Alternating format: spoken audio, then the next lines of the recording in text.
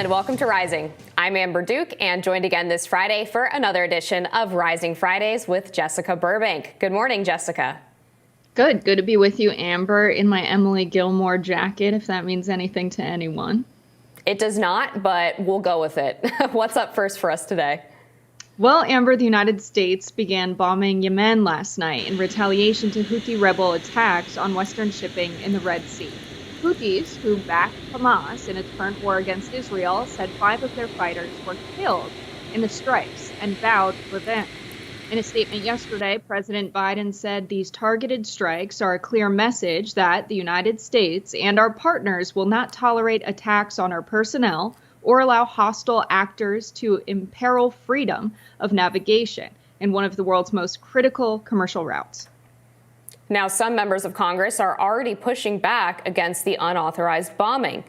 Representative Cori Bush wrote on Twitter last night, "At POTUS can't launch airstrikes in Yemen without congressional approval. This is illegal and violates Article 1 of the Constitution. The people do not want more of our taxpayer dollars going to endless war and the killing of civilians. Stop the bombing and do better by us." Representative Ro Khanna also called Biden's bombing unconstitutional during a CNN appearance last night. Let's watch.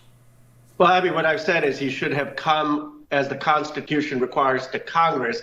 And that was echoed in a bipartisan way by Senator Mike Lee, Representative Jonathan Jackson, and many other senators and congresspeople. The Constitution requires that if there is not an imminent threat of self-defense, that he has to come to Congress. And here we know by your own reporting that this has been going on since December. He's assembled an entire international coalition. He certainly should have come to Congress so that we can discuss whether this actually could put more American troops at risk. I'm concerned about retaliation in Iraq and whether it could draw us into a Middle East war. And I believe that he did not follow the Constitution. So here we have several members of Congress, including some Republicans as well, calling this unconstitutional. I guess the debate is whether or not this would be considered an act of defense under the War Powers Act, which would not require notification or authorization of Congress. I actually think the Biden administration has a decent case here. In addition to the scores of missile attacks being launched by the Houthi rebels in the Red Sea, they've also attempted to board several vessels. That was actually one of the impetuses for the first strike that the U.S. carried out against the Houthis, was because they were attempting to basically behave as pirates and take over some of these vessels. So I don't know. What do you think, Jessica? Do you think that this is an act of defense? I mean, if we're going to complain that this is unconstitutional, where was Congress for so many airstrikes that happened under the Obama administration, so many military operations that happened under Trump? Now, Article 1, Section 8 of the Constitution says that Congress has the authority to declare war. Now, the War Powers Resolution clarified what the legal parameters are in 1973, but said the president has 48 hours to notify Congress of emergency military actions. And I think that it's time that, we really question the War Powers Resolution in its constitutionality in itself, but also is the president really acting in an emergency scenario? Is U.S. territory under attack? Are our armed forces under attack? Is U.S. shipments of weapons to Israel covered under the War Powers Resolution? I'm not sure that it is. I'm not a lawyer, but my basic sense of this situation is that, Hamas doesn't have a formal military. Palestinians don't have a formal military or a government to defend themselves with. And so you have many attacks of Israel on the Palestinians, and you have the Houthis supporting the Palestinians by attacking U.S. shipments of weapons. So those weapons can't be launched on the Palestinians. We already have the death toll, over 23,000 Palestinians just since October 7th. So we're in a situation where the United States wants to protect the weapons going to Israel, which is using them too, as the International Court of Justice is currently hearing a case on genocide. And so it's a situation that has the legal lines blurred and the moral lines blurred. And I think, Ro Khanna and Cori Bush standing up and saying, hey, this is unconstitutional, we should question this. It's about time we have the power to declare war and decide on military actions back to Congress if it's not an emergency situation, which to me, this seems like it's not. I would disagree, just because when they are launching these missile strikes, they're not nonviolent missiles. They're not just a signal. They're actually trying to hit these ships. Luckily, the United States has the capacity, of course, to defend itself against these missiles. But they are threatening American lives. They're threatening the lives of the people who are on these ships, as well as other countries, by the way, who are in the Red Sea. And have also tried to board these vessels as well. So I don't think the United States is not acting in an emergency situation. It seems to me like this is a reasonable response, especially considering one of the core responsibilities of the United States military in shipping lanes is to protect freedom of trade and protect the free movement of vessels. I will say, I don't know if there's such thing as a nonviolent missile, Amber. I don't know if those exist. But I do think what the rebels are trying to do is defend Palestine by attacking the ships that are carrying weapons going to Israel, which have been used indiscriminately, not just against Palestinians, but against regions that they believe are held by Hezbollah, by neighboring countries. Even on days when there's a ceasefire between Gaza and Israel, they have committed airstrikes in the region against Syria. And so it's really a regional conflict, and we have to understand it that way. And if the United States is going to be involved to the tune of billions of dollars of military aid to Israel, there needs to be some recognition of the risk of just that initial act of arming Israel with enough weapons to so quickly kill 23,000 Palestinians, dropping 2,000-ton bombs, the largest bombs dropped since the Vietnam War, the United States attacking Vietnam with bombs of that magnitude. And so it's a situation where I think this is an act of retaliation against the United States that should cause our leaders to reflect on their support of Israel and how that's upset the international community, how over 90% of the nations represented in the General Assembly have called for a ceasefire. I think the United States is making themselves a villain in the global stage by supporting Israel at this point. And that really comes with the risk of maybe if you're trying to get weapons to someone who's using them to bomb civilians, they might try and stop those weapons from getting there with violent missiles. My point about the nonviolent missiles was sort of tongue-in-cheek, because I've seen some people talking on social media about the fact that the Houthis had not killed anyone, and so therefore basically we should not be too worried about the missile strikes. So that was kind of what I was getting at. Obviously, I don't actually think that there are violent versus nonviolent missiles, but I wanted to talk a little bit about this in the context of what's been going on with the Lloyd Austin scandal. Because we had the defense secretary missing in action for several days. The White House, the National Security Council were not notified that he was in the ICU. In fact, they didn't even know that he was diagnosed with prostate cancer and was undergoing treatment for that. And I think it speaks very, very poorly of the Biden administration and its credibility that as these attacks were going on in the Red Sea, as they were contemplating the idea of responding in kind with their own missile strikes, that the defense secretary was nowhere to be found, that they were not communicating with him. He wasn't involved, apparently, in any of these briefings or conversations during that 3 to 4 day time period.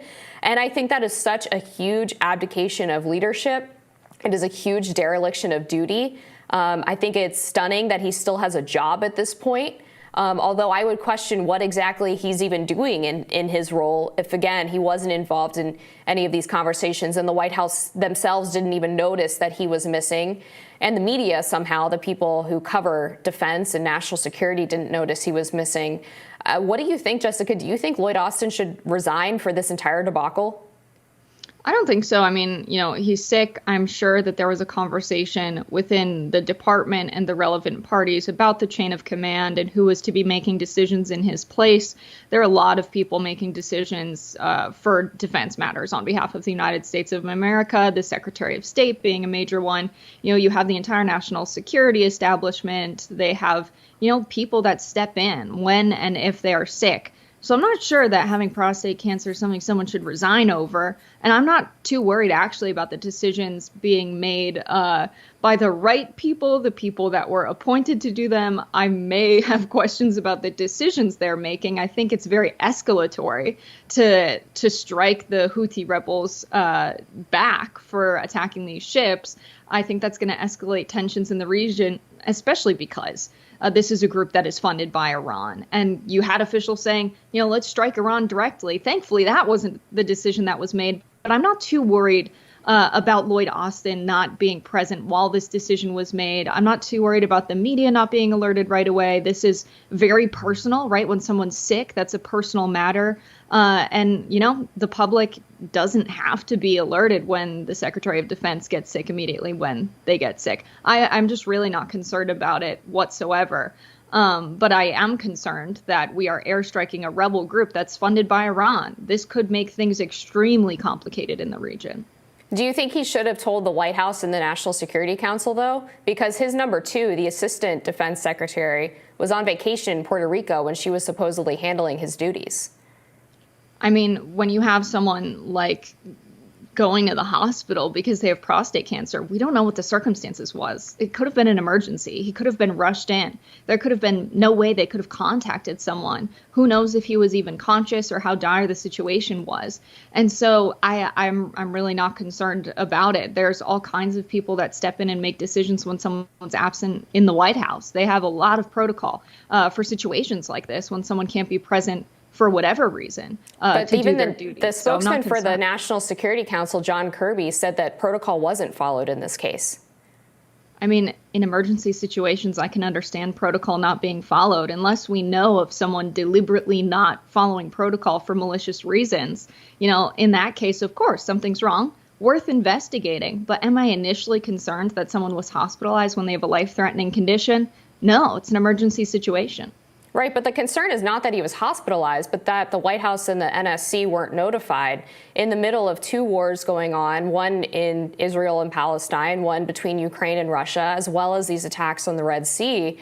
I mean, somebody, even if not Lloyd Austin himself, could have notified those individuals, not to mention the fact that they lied actually about why he was going into the hospital. First, they claimed it was for an elective surgery. They didn't disclose the prostate cancer to anyone in the White House, apparently, including Biden himself. He didn't know that his defense secretary was ill and could potentially become incapacitated and be unable to handle his duties.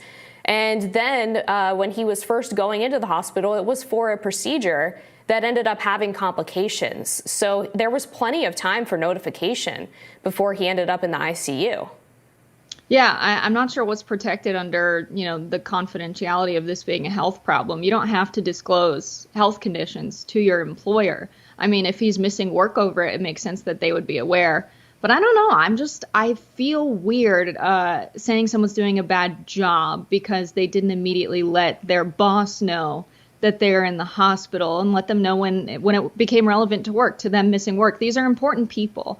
But we have to hold them to a human standard, I really believe. Your health comes first. If you're not healthy and you're not able to do the basic functions of your job, if you can't even pick up the phone and let someone know that you're unhealthy, that's reasonable. If you're in the hospital, he's had prostate cancer for a month and a half. He couldn't pick up the phone in a month and a half. I mean, if you're dealing with it on your own time and you're not missing work for a health condition, you actually don't have a legal obligation to tell your employer in the United States of America. It's something that protects employees from being retaliated against and fired for health conditions, which has been a problem. And that, labor groups have fought so that there are rights in place to prevent workers from being fired just because, they're experiencing some health problems. It doesn't feel right to me to attack someone because they're not healthy. And so if something malicious was done intentionally, of course he should be held accountable, but it just doesn't seem like that kind of a situation here. All right, we'll be back with more Rising after this.